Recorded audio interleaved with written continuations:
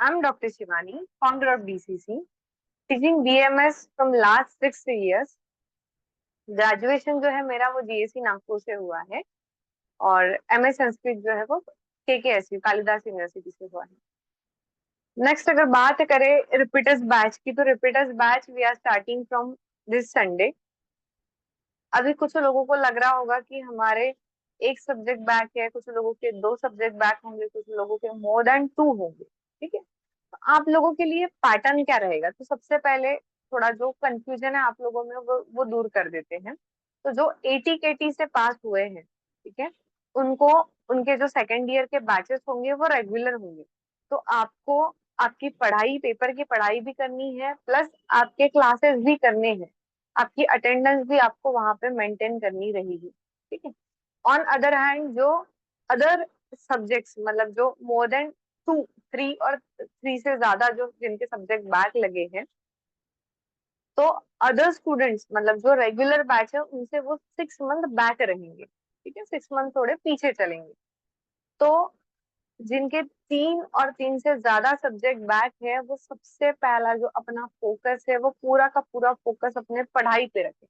जो 9 सितंबर जो डेट बताई है वो टेंटेटिव डेट है, अभी तक कहीं से भी कंफर्मेशन नहीं आया है। अनलेस एंड अनटिल आपके एग्जाम फॉर्म्स आएंगे, फिल होंगे, कोई ऑफिशियल नोटिस आपको मिलेंगी, तभी वो हम लोग 9 सितंबर जो है वो डेट कंफर्म करेंगे। बट फिर भी हमें 9 सितंबर एक टेंटेटिव डेट कंसिडर करके ही हमारा जो सिलेबस है उसको कंप्लीट करना है। तो हमारे पास कंप्लीट जुलाई और अगस्त, 2 कंप्लीट मंथ है। ठीक है, जिसमें हमें जो भी आपका एक सब्जेक्ट होगा, दो सब्जेक्ट होगा, तीन होगा, चार होगा, पांच होगा, नो मैटर। ठीक है, मैटर नहीं करता है कि आपका एक बचा है या पांच बचा है। ठीक है, सो जितने जल्दी आप लोग रियलिटी एक्सेप्ट करेंगे वो आपके लिए बेटर रहेगा। आई नो आप लोगों ने बहुत एफर्ट्स लगाए हैं, आप लोगों के लिए बीएमएस फर्स्ट ईयर मतलब एक बहुत नई जर्नी थी।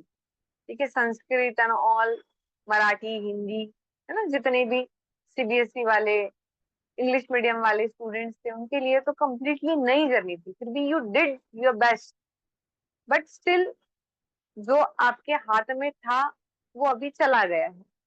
आप अगर पेपर रीचेकिंग के बारे में सोच रहे हैं, कोई कोई हो सकता है एक दो मार्क्स से रह गया होगा, कहीं ना कहीं होप होगी कि नहीं यार एक ही तो मार्क्स है, बढ़ जाएगा। तो ये जितनी जो मतलब हम कहेंगे, ये जितना जल्दी आप आपके जहन से निकाल देंगे कि भाई कुछ हो सकता है, ये होप जितने जल्दी खत्म करेंगे उतना आपके लिए अच्छा रहेगा। बिकॉज लास्ट 6 इयर्स जितने भी बच्चों ने रीचेकिंग के लिए डाले हैं, आज तक तो मैंने किसी का एक मार्क्स भी, नॉट अ सिंगल मार्क्स बढ़ते हुए देखा है। बट फिर भी आप आपके कॉलेज अथॉरिटी से इसके रिगार्डिंग और जानकारी ले सकते हैं। बट जितना मेरा एक्सपीरियंस है, मैं बता रही हूँ कि जितने भी स्टूडेंट ने पेपर रीचेकिंग के लिए मंगवाए हैं, रीटोटलिंग के लिए भेजे हैं, ये बस एक टाइम वेस्ट हुआ है उनका और एक मनी वेस्ट हुआ है। ठीक है, इससे ज्यादा मुझे कुछ रिजल्ट उनके नहीं दिखाई दिए हैं। ठीक है, आप आपके सीनियर से, आपके कॉलेज वालों से इंक्वायरी कर सकते हैं, मैं कहती हूँ इसीलिए नहीं। ठीक है, लेकिन मेरा पर्सनली मानना है कि अगर, ठीक है, आपके जितने भी सब्जेक्ट बैक लगे होंगे, आपने आपका टाइम लिया है, ठीक है, और एक दिन ले लो, बट उससे आगे टाइम पास मत करो। ठीक है, because each and every day is important. ठीक है, ये सिचुएशन जो आज हमारे ऊपर आई है वो फिर से नहीं आनी चाहिए। ठीक है, तो इसीलिए बिल्कुल और एक दिन लेना है और एक दिन लो, बट बिल्कुल सीरियसली आपको पढ़ाई करना है। जिनके 3 और 3 से ज्यादा सब्जेक्ट है वो तो बिल्कुल सीरियसली पढ़ाई करें, बिकॉज एनी हाउ आपको ऑल सब्जेक्ट जो है वो क्लियर करने हैं। जिनका एटीकेटी है वो अपने रेगुलर बैच के साथ चल रहे हैं, लेकिन बाकियों का जो, उनकी भी जर्नी टफ रहेगी, बिकॉज उनको कॉलेज के साथ साथ एग्जाम मैनेज करनी है। और जिनका ऑलरेडी 3 और मोर देन 3 सब्जेक्ट है, उनको टोटल पूरा जो फोकस है वो पूरा का पूरा एग्जाम पे करना है।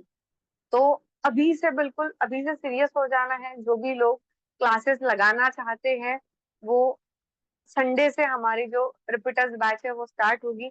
सिलेबस कुछ इस तरीके से रहेगा, जो आपके ऑल सब्जेक्ट्स हैं रिगार्डिंग, लाइक संस्कृत है, पीवी है, संहिता है, नेक्स्ट रचना शारीर है, क्रिया शारीर है, तो जितने कितने भी जो भी सब्जेक्ट आप लोगों के बैक रहे होंगे, तो हम लोग एक सिस्टमेटिक वे से, ठीक है, विद इन 2 मंथ, संस्कृत में ऐसे भी मेरे पास स्टूडेंट्स है विद इन 15 डेज वो पास हुए हैं। But the thing is that you have to study like that, जैसा आपको बताया जाएगा वैसा आपको स्टडी करना है। पासिंग की गारंटी मेरी, बट द कंडीशन इज कि अगर आप उस तरीके से पढ़ाई करने के लिए तैयार हैं, तो मैं भी मेरा 100% देने के लिए तैयार हूँ। ठीक है, passing is not a big deal. ठीक है, जो आपके माइंड में चल रहा है अभी कैसा होगा कैसा होगा, ठीक है, वो बस हटा दो यार। क्या हुआ है, सब्जेक्ट की बैक ही लगे हैं ना। बोलेंगे मैडम आप नहीं समझ सकते, मैं समझ सकती हूँ, 6 साल से वही वही वही फेस कर रही हूँ। ठीक है, सो स्टूडेंट्स को देखा है मैंने, तो ये सारा देखो बेटा, ये तो एक पार्ट ऑफ लाइफ है। ठीक है, ये कोई लास्ट जर्नी नहीं है। ठीक है, ये एंड ऑफ द लाइफ नहीं है, it's just BMS first year result. ठीक है, और ऐसा भी नहीं है, एंड मेरे पास ऐसे एन नंबर ऑफ स्टूडेंट्स है जो फेल हुए थे, उनका बैग लगा था। ऐसे मेरे पास ऐसे स्टूडेंट्स भी आए थे संस्कृत के जिन्होंने 3 3 4 4 अटेम्प्ट दिए हैं संस्कृत के, लेकिन फिर भी पास नहीं हुए थे। लेकिन बहुत प्राउडली कहती हूँ कि ऐसे स्टूडेंट जब मेरे पास आए, उनके मैसेजेस मैं आपको दिखाऊंगी कि वो भी पास हुए हैं। तो passing is not a big deal, trust me, passing is not a big deal. अगर आप प्रॉपर प्लानिंग से स्टडी करते हैं, तो हर सब्जेक्ट, ठीक है, पांचों में से पांचों सब्जेक्ट भी अगर किसी के बैक रहे होंगे, वो भी क्लियर हो जाएंगे, 100% गारंटी के साथ कहती हूँ। बस the condition is you have to follow the time table, जो भी रूटीन हमारा चल रहा है, जो जो काम आपको बताए जाएंगे। और कभी कभी ऐसा होता है कि कुछ लोगों को याद तो हो जाता है लेकिन लिखने में गड़बड़ करते हैं, तो हम लोग वो टेस्ट सीरीज के थ्रू भी कवर करेंगे। सो एज आपका जो भी, किसी का टाइमिंग का इशू है, किसी का लिखने का इशू है, whatever issue you have, ठीक है, we will deal with that. Okay, तो जो भी स्टूडेंट्स रिपीटर बैच में एडमिशन लेना चाहते हैं वो जल्दी से एनरोल करें, मैसेज करें। Thank you so much.